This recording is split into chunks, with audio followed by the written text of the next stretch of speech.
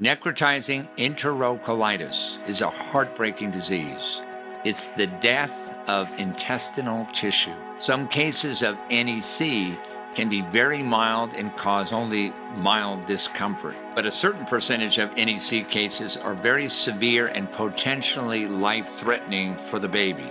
If not immediately treated, serious cases of NEC can cause a proliferation or hole to form in the intestinal wall as the tissue dies. If NEC causes a perforation in the intestine, it allows harmful bacteria from inside the intestine to leak out into the abdominal cavity. This can rapidly progress into widespread internal infection, eventually causing a deadly bloodstream infection called sepsis. Medical research and clinical studies have established that giving cow milk formulas such as Similac to premature infants significantly increases their risk of a dangerous bowel infection called NEC. Some infants lose so much intestine that they cannot survive. To make matters worse, some of the manufacturers of baby formula, Abbott Laboratories and Mead Johnson and Company, have failed to add this life-threatening side effect to the warning label of their product, causing more unsuspecting parents to put their children at risk. In fact, the New York Times published an article on September 6, 2022, on how Abbott's lawyers at Jones Day negotiated secret settlements and used scorched earth tactics with families whose infants fell ill after consuming powdered formula. The accusations and pending lawsuits against Abbott pose a definite threat to the company, which has staked its reputation on being family-friendly and devoted to health and safety, as David Enrich, best-selling author, has written about in his latest bestseller. Lillian Peebles was born on June 21, 2009 via emergency C-section at 25 weeks gestation to Desiree and William Peebles at Women's Hospital in Baton Rouge, Louisiana. Neither parents nor the medical community were warned that Enfamil causes NEC. She was fed a mix of breast milk and Enfamil formula prior to falling ill. Unfortunately, Lillian passed away at just 29 days old on July 20th, 2009. Here are Desiree and William Peebles to tell us about their little baby Lillian. My name is William Peebles. I'm here to talk about my daughter, Lillian. She was born 2009, June 2009. She was premature. My wife and I had her. She was a little bit of a surprise, but a blessing anyway, because we already had 5 children, and it had been 10 years since the last one, roughly, a little longer than that, but so a little surprise, but went through and everything. We were looking forward to number 6. She came fighting, screaming. She was a fighter like the rest of my children. I have 5 other children. Lillian was doing so good at the beginning when it was just breast milk that I was giving her, and I thought for sure that would be good. Well, we found out the reason we lost her, what it caused, is that she developed a condition called necrotizing enterocolitis. It's they told us that her digestive system wasn't completely intact when she was born. We'd gone through a small bout with it, or kind of symptoms of it early on in the first week or 2, and then she was doing wonderful, doing great. Had gained pound, was up to almost 2 pounds. We were so proud, and then she took a severe turn for the worse, and they did some exploratory surgeries to find out. Then they basically said that it was too bad, and they closed her back up, and within 48 hours of that, she was gone. That she was doing so good, and then all of a sudden she wasn't. And when the reason she wasn't, well, we didn't know at the time what the reason was, but they started implementing milk, an outsource of milk for my breast milk. My breast milk, I felt, should have been good enough. It was thick, it was plentiful, but they said they wanted her to gain weight faster, so they added a fortifier to it. The manufacturers that were promoting this knew that this had a chance of causing the NEC. We were never told that, and if we had been told that, we probably would have rejected it or asked them not to do it. But at the time, of course, we didn't. I wish it had been there. If we had made a different decision, she'd be with us today. I blame myself. I quit caring about what I look like. I quit caring about my health. I concentrated on everybody else around me, trying to make sure they were healthy and safe. The minute I found out that it was necrotilitis, could have been caused by the milk, or it was caused by the milk, it was like a switch in me turned on, and I could stop blaming myself. Management and marketing folks that decided that this was best to help these babies need to know that it isn't. And if they had lost their child, maybe they could understand this better. Other people should know that they don't have to, that it wasn't them. It was this formula in this case. In this Insider exclusive network TV special, Justice in America, Toxic Baby Formulas, What You Need to Know, the Lillian Peebles story. Our news team is on location in Pensacola, Florida, to meet with Sara Papantonio, trial lawyers at Levin Papantonio Rafferty, representing the Peebles to pursue justice. In this network TV special, Sara will explain the evidence of toxic baby formulas, such as a 1990 study published in The Lancet. This landmark study found a link between bovine baby formula and NEC, suggesting that formula-fed babies were at 10 times greater risk for developing necrotizing enterocolitis. A 2000 study published in the Journal of Pediatrics.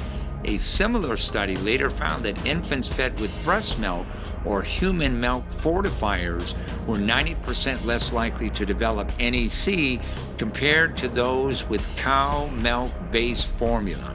Two more studies published in 2013 found even stronger evidence supporting this conclusion. A 2012 study published in the Journal of Pediatric Research, researchers found that premature infants fed formula are more likely to develop necrotizing enterocolitis than those who are breastfed. A 2021 report published in the British Medical Journal, researchers found that manufacturers of baby formula like Similac and Enfamil have funded biased and unreliable clinical product trials and may have downplayed potential baby formula health risks. The researchers found that the formula trials lack independence or transparency, and published outcomes are biased by selective reporting. Our Levin Papantonio Rafferty law firm is representing not only the Peebles family, but many other families of infants who were fed Similac or Enfamil formula while they were in neonatal intensive care units and who subsequently developed NEC. They will also show us the current status of these lawsuits, the challenges, and the legal issues to prove, and who some of the manufacturers are: Similac, Enfamil, Gerber, and many more. It might surprise parents to learn how extensively cow's milk is used in baby formula. Approximately 80% of baby formula products contain cow's milk, according to NPR. The widespread use of cow's milk wouldn't be a bad thing in and of itself if your baby hadn't been born early. However, for preemies whose digestive systems are undeveloped, the consumption of cow's milk is associated with an increased risk of NEC, according to a research article published in a journal, Breastfeeding Medicine, in 2020. According to pediatrics nationwide, as much as 50% of babies who develop NEC perish from the disorder, and nearly 50% of the infants who survive develop significant developmental and cognitive disability. Sara will also explain the legal strategies they are pursuing in these cases on behalf of a multitude of potential victims and the status of this multi-district litigation currently. This case has generated an extensive amount of interest. As with many cases involving children's products, the public is outraged that a manufacturer would knowingly put children at risk of serious injury or death for a profit. Their hope is that in the future, this case will lead to stricter regulations for products consumed by infants, toddler, and young children. This is the Insider Exclusive, live from Pensacola.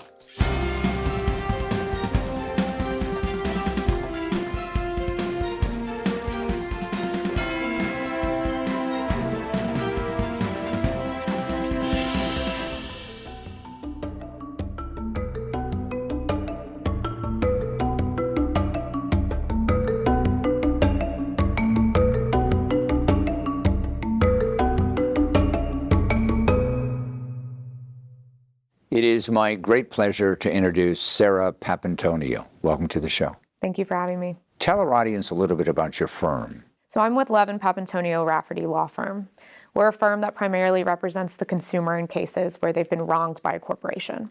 So those are the types of cases where you have a defective product, a defective drug. What we do is we represent individuals who've been harmed by that defective product against the corporations. And you've been doing that very successfully because you represent a lot of people. That's the reason we're here today. Tell our audience a little bit about this case. So we're here today to talk about Lillian Peebles, who's an infant that passed away after she was given a cow's milk formula that was manufactured by Mead Johnson. And Lillian Peebles is an example of a death that could have been prevented, because it is a wrongdoing by a corporation who for years and years and years failed to acknowledge the risk associated with their product and the infant population of premature infants. Tell our audience the current state of this lawsuit. So the current state of this lawsuit is what we call a mass action. And what that means is that you've got thousands of family members, thousands of infants who have in some way been affected by the cow's milk formula produced by a Mead Johnson or an Abbott Laboratories. So what we've done is we've consolidated all of those cases in front of one federal judge in the Northern District of Illinois, in the Chicago area. And all of these cases are being tried in front of Judge Rebecca Pallmeyer. And the evidence is almost overwhelming, isn't it? The evidence is overwhelming in this case. What we have is decades of science that shows an increased risk of necrotizing enterocolitis, which is the disease and the illness that these children are getting as a result of being exposed to a cow's milk-based formula. What we're seeing is that for years, these companies knew or should have known that there's an increased risk that could be up to tenfold in these cases where children, premature infants, are exposed to that cow's milk formula. The percentage of preemies to infants who are born on time is, I don't know, maybe 10%, 20%? Is it that high? So when you're analyzing the difference between preterm infants that are born and full-term infants, the United States actually is in the top 10 of countries that have the largest population of preterm infants. So we've got a serious problem on our hands that you have to be able to address in the hospital systems, that these formula companies have to be able to acknowledge. Because what we see is that of that preterm infant population, 30% of those infants are ultimately going to die as a result of developing neck. So it's up to these companies, Abbott and Mead Pharmaceuticals, to develop a product that is safe for these preterm infants. And right now they haven't done that. So we're pursuing this litigation against them. Yeah, why haven't they done that? They're aware of what they had to do. And that's a question that we hope to solve in this litigation, is why are these companies not creating a safe product for preterm infants? We know that that's out there. The science suggests that they could have created a safer product for these preterm infants as far back as 2004. So why haven't they done it now? And that's going to come out as the litigation progresses. But the idea is they could have always done it from the beginning And they could have prevented the deaths of infants like Lillian Peebles and some of the other infants that are involved in this litigation. Some of the other infants who didn't die have lifelong problems, don't they? Health problems. You're looking at horrific injuries in this case. The preterm infants that ultimately lived to be adults are adults with serious health complications. So the solution to fixing this necrotizing enterocolitis, this NEC, is cutting out portions of the small intestine. And when you cut out portions of the intestine, it creates immense issues with digestion and growing fully in these cases. So you've got adults who survived, but who have long-term gut issues and short-term bowel issues that cause serious problems in their long-term life. What do you think the number of people that could be affected by this is? That's a tough question, but the number of people who could potentially be affected by this is really based on the preterm infant population. So we've estimated that about 3,000 infants are born premature each year in the United States. A good portion of those infants are being fed cow's milk formula. Why? Because you have the formula companies pushing this product on families like the Peebles family, on families who have preterm infants in the NICU. They push the product to increase their sales, but to almost create what we think is brand loyalty, almost to create addiction in the infants that are using it. Because if they create that addiction to formula in the NICU, that child continues to use that product into their toddler years. And so that is solidifying at least 3 years of product use for these formula companies. Almost they want to be family friendly, but they're not, are they? And you're exactly right. When I look at this case, and when I analyze it based on cases that we've tried and handled in the past, big tobacco, the opioid lawsuits, what you're seeing is almost the same playbook in the infant formula litigation. So big tobacco and opioids have always run their model off of creating addicts and creating brand loyalty, right? This is the same thing that's happening in the formula industry. They're just disguising it by happy babies and happy families who are being fed this formula. Sure. But ultimately what they're creating is families and children that are addicted to their formula, so thereby use it for years to come. Right, and because of the successful history that you've had with these mass torts, your law firm is probably one of the best law firms to go to be involved with this lawsuit, correct? Our law firm has created a model to bring down corporations who are mistreating consumers. We've been doing it for the last 60 years, and we will continue to do it for 60 more years. We have the infrastructure, and we have the ability, and we know the pressure points for corporations like Abbott and Mead and other litigations that we're handling. We know how to target these lawsuits and help these families in a way that we can ultimately be successful in the end. Fortunately, we have William and Desiree Peebles with us today, and we're going to bring them on right now.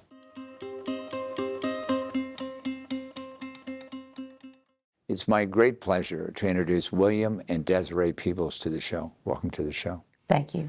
Thank you for having us. When you see what your law firm is doing for you, representing many people who have been in similar situations, what do you want to say, first you, Desiree, to America about the fact that you really have to you can't really trust what companies market themselves as, can you? Correct, you can't. I want to tell the lawyers and them thank you so much for taking this on and for making people aware of what's going on. They didn't warn us. The doctors didn't warn us. The company didn't. I don't know if the company warned them, although I'm hoping that they didn't know. You pray that the doctors didn't know and do this on purpose. But sure enough, the company did know. Yeah, you would think, William, wouldn't you think that the doctors would know more than us lay people, right? Yeah, you would think so. You would hope so, because you're putting your child's life in their hands, and they're the ones seeing them, treating them day to day. You would think that they would be, but if they're giving us information, then they do the best they can with what they have as well. What do you have to say to other parents out there who have premature babies to be careful of? Be careful. Make sure you're informed. It's a tough situation. It's a stressful situation. Emotions are going to get involved, but try to be as informed as you can. Ask questions. And if you don't understand, ask more questions or have someone else ask them for you. But don't, like I said, it's stressful and you may just not want to ask. There's so much going on, but try to be as informed as you can. And because, the doctors are treating your child, but then again, it's your child. You know in your heart what's best for your child, but make sure that you're informed. And Desiree, what do you want to say on national TV to Abbott and Meade Johnson? Abbott and Meade, you knew better. You should not have done this to other kids. The minute you know better on anything, you know it's harmful, you should stop then. Don't look at your profit margin. Look at the human aspect of it. Don't ruin people's lives to be able to buy the next new car or bigger house or whatever you use your money on. Make sure you're looking at the human aspect of it. And William, one last question. You're represented by Levin Papantonio Rafferty. Would you consider that you're in good hands with them, and why? Absolutely. I've, of course, getting into this, we didn't know very much about it at all. Actually came across it as kind of circumstance. We found it, did more research and got into it, and just so thankful that we're with them. They've been a wealth of information, very accommodating, told us everything we need to know, have made us feel at ease with everything going on, been with us every step of the way, and we're confident that they will do what's best for us. Well, I want to thank again both of you for the privilege of your time, and good luck with this going forward, because other folks need to know what happened to you and what could possibly happen to them. And thank you for getting the word out as well. Not a whole lot of the media and people are putting the effort into getting the word out there. We'd like to make sure that you get acknowledgement for helping us out as well.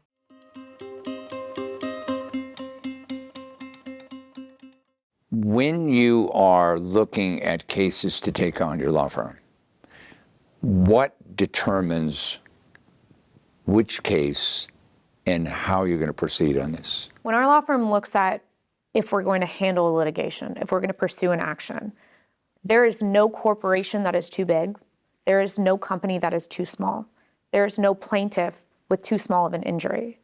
When our law firm looks to take on a big corporation or go after just an individual defendant, what we're looking for is there wrongdoing?